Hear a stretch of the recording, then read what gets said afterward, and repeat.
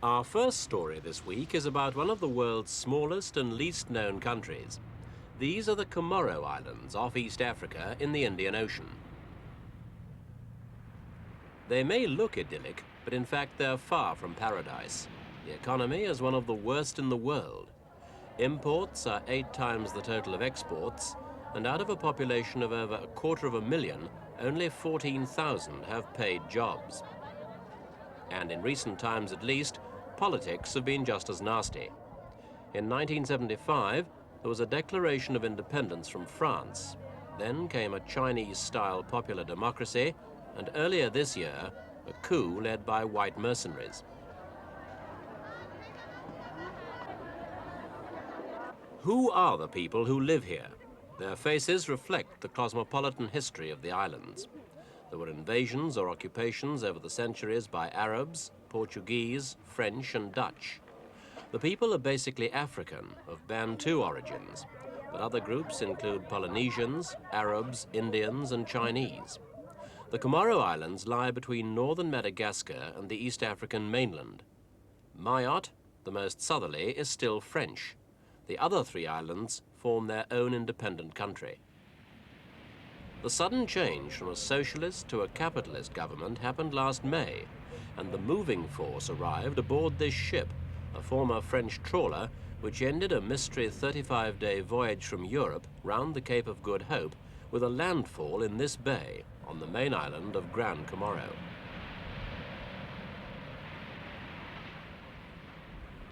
Up the beach came a group of hardened mercenaries, led by this man, one of the toughest you'll find, Colonel Robert Denard, veteran of several African wars. Almost on their own, Denard and his group were to bring a new government to power.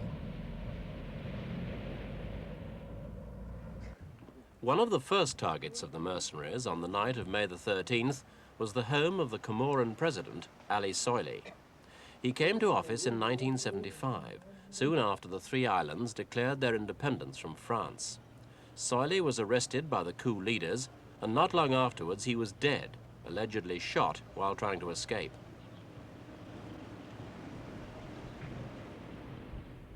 His tomb lies in his home village of Shoani. At first, the new rulers refused a proper Islamic burial. They only relented after the family threatened to throw the body into the ocean instead.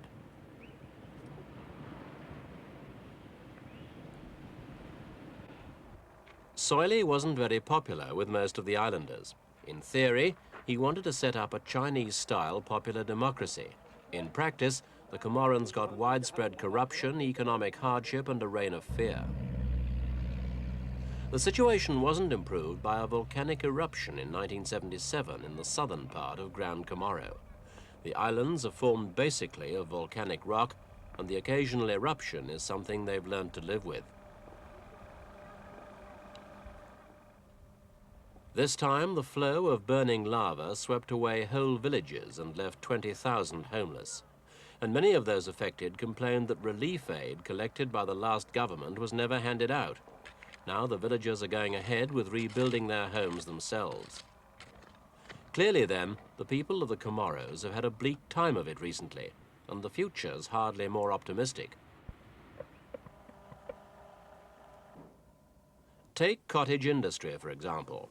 One of the few commercial crops that grow on these rocky islands is the ylang-ylang plant. It's grown on plantations. Then the aromatic flower is cut and harvested and taken to the distillation center. The equipment looks rather ancient, but it still works all right. The flowers are boiled in a large copper, the first stage in the production of an essence which is shipped to France and used as a base for expensive perfumes.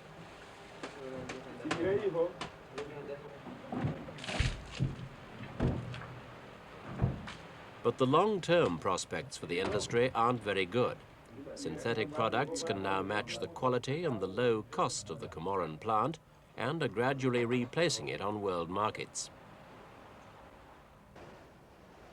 Another potential money earner is tourism, but the rocky coastline means sandy beaches are few and far between. The weather's good, but there's been competition already from established resorts along the East African coast in Madagascar, the Seychelles, and Reunion Island. If you can get here and find the right beach, it's fine. But since the latest coup, there are no international flights to Grand Comoro. This means a tourist who falls ill can't even take the advice of the travel brochures, which say if you want a doctor urgently, fly to Paris. Despite the change of government, the red flag of China still flies above the Chinese embassy here. The Chinese were invited in by Ali Soili, and they've just decided to stay on. The only other country represented on the islands is Senegal. Their negotiations are underway for re-establishing full ties with France. And this could mean welcome French aid.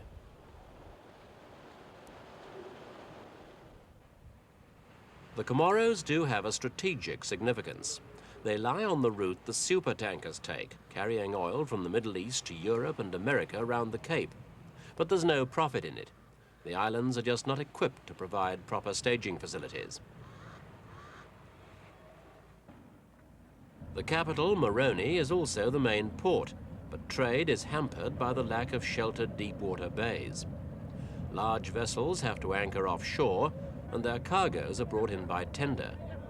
What's more, the harbour at Moroni can only handle 2 of these tenders at a time. Smaller coasters trade between Madagascar and the East African coast and between the islands themselves.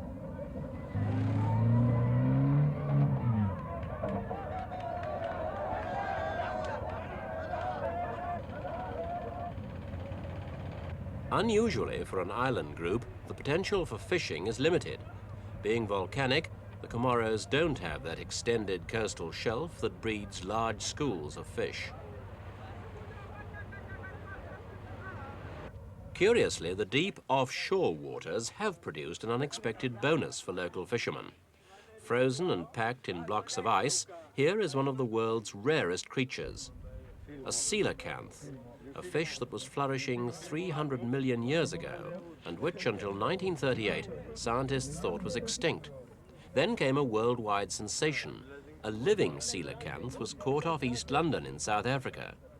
After a long search, this deep-water fish was tracked down to its home around the Comoros. The government began paying fishermen $250 a catch, and more than 30 Coelacanths have since been pulled up from the depths. But since the coup, these payments have stopped, so the fishermen have put their prize catches in cold storage until a buyer comes along.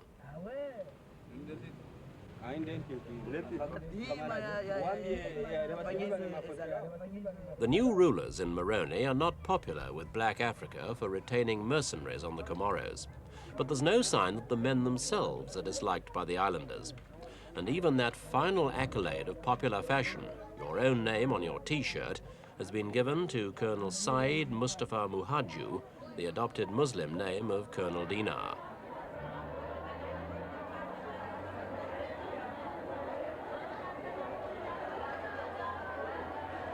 Denard clearly enjoys walking around the town and mingling with the people. He has a nod and a smile for the women and children who catch his eye. And at such moments, he doesn't look at all like one of the dogs of war. He does seem to be genuinely popular, and he's even greeted sometimes by groups of women singing songs made up about the coup and the part he played in it.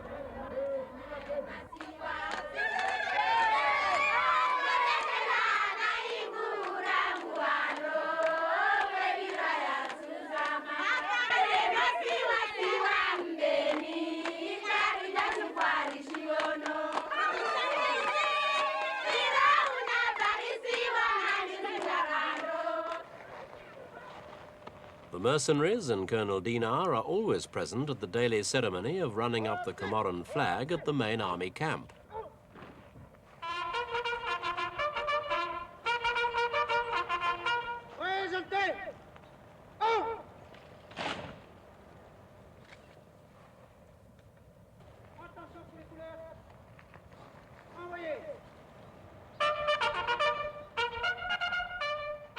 The flag has 4 stars, one for each of the islands, including Mayotte.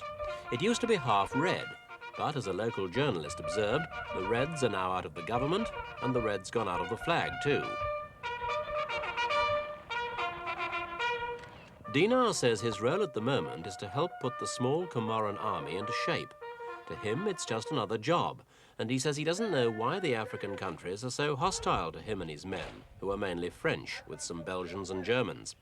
Only recently, Uganda's outspoken President Idi Amin threatened an air and sea invasion of non-aligned troops to drive the mercenaries off the Comoros. Where did the mercenaries come from? The story is that the Brittany-registered trawler they came in was bought jointly by Denard and the country's two co-presidents, Ahmed Abdallah and Mohammed Ahmed. The ship stopped in Las Palmas for repairs and to take on supplies, and it also took on about 50 mercenaries, armed with shotguns, hunting rifles and grenades, carefully packed to avoid suspicion that something big was happening. The recurring French connection in the whole operation raises several doubts. For example, was there outside financial backing for the coup, by individuals or by foreign countries? And do the Comorans now control the mercenaries, or are they controlled by them?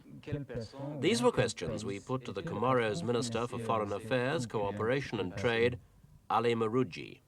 Le 13 mai 1978, the minister insisted that the coup of May the 13th was organized by the Comoran people as a whole, in particular by the two leaders of the coup, who had themselves been overthrown in 1975 and who'd sought refuge in France. They are now the two new co-presidents. Mohamed Ahmed et Ahmed Abdallah.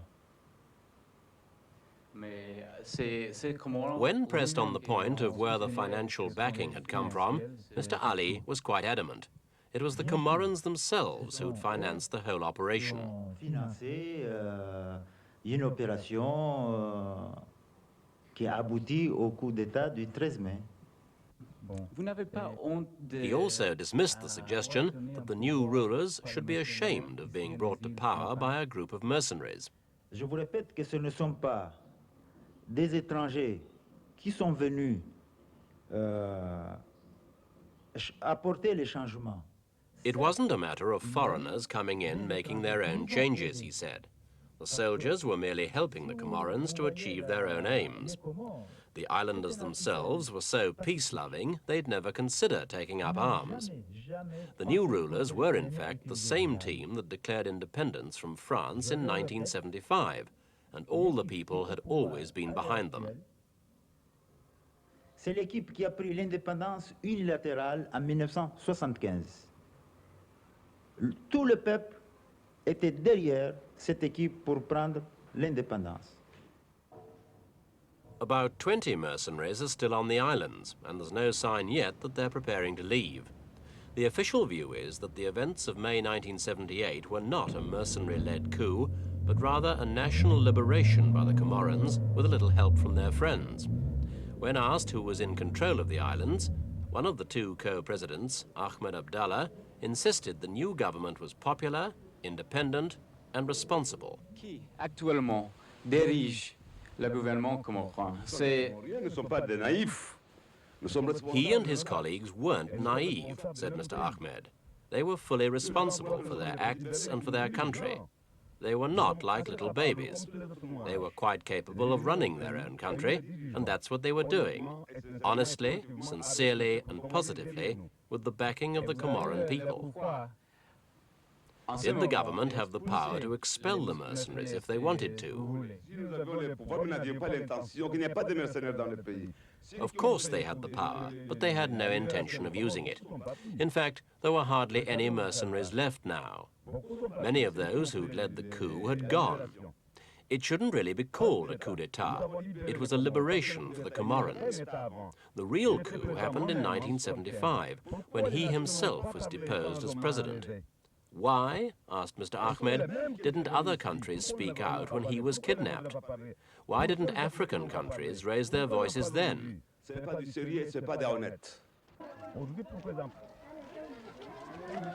If the new rulers are happy with Colonel Denard, he's apparently happy enough to stay. He's been quick to befriend the country's Muslim leaders, and he has in fact taken the vows of Islam, the predominant faith of the islands. There is a Christian minority in the Comoros, but it's concentrated on the French island of Mayotte. one reason why Mayotte didn't join in the independence movement.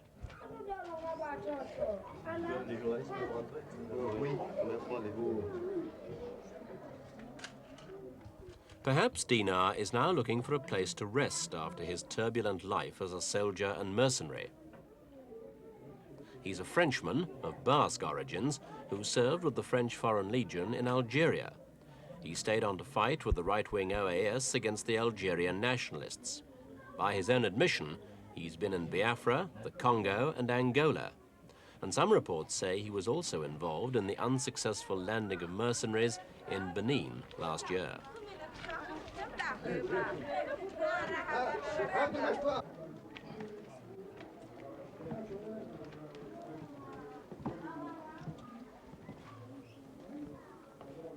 Denard says he likes the informality of the Comoros, its good food and pretty women. But it would be surprising if there were not more fundamental reasons for staying on. All his life, Denard's been a man of action. And now, for the first time, he's seen his actions topple one government and set up another. As a result, he's now close to the center of power. And though he and the Comoros may be a case of big fish and small pool, it's a position of influence he clearly likes. The coming months will show whether his enjoyment of it continues to be shared by the Comorans themselves.